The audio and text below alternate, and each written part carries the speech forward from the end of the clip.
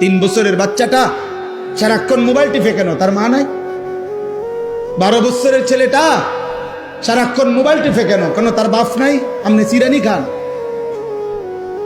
আপনি ঘাসনি কাটেন, কার জন্য আপনি রোজগার করেন? এত টাকা, এত ঘাম, এত পয়সা আপনি রোজগার করছেন ওর জন্য? কার জন্য বিল্ডিং করলেন? ও তো এক ওয়াক্ত নামাজ পড়ে না। এই দুশ্মন আমনের জন্য কি উপকারে আসবে? কথা বলে না।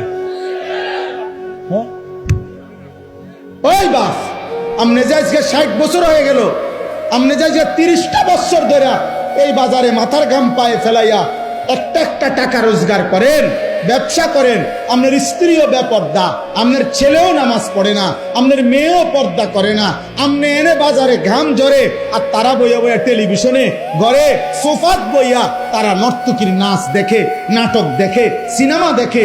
আপনার ছেলে এলাকার আরো 2-4টা বখাটের লগে পুরা দমে মোবাইলে উলঙ্গ ছবি দেখছে, আর আমনের ঘাম বাইয়া বাইয়া পড়তেছে একটা একটা টাকার জন্য। এই দুশ্মন যারা, আল্লাহর দুশ্মন, নবীর দুশ্মন, ইমান ইসলামের দুশ্মন, যাদের ওযু নাই, সেজদা নাই, নামাজ নাই, দিন নাই, শরীয়ত নাই, এদের জন্য যে আপনি এত কষ্ট করলেন, এরা আপনার দুনিয়ার কি কাজে আসবে, আখিরাতের কি কাজে আসবে?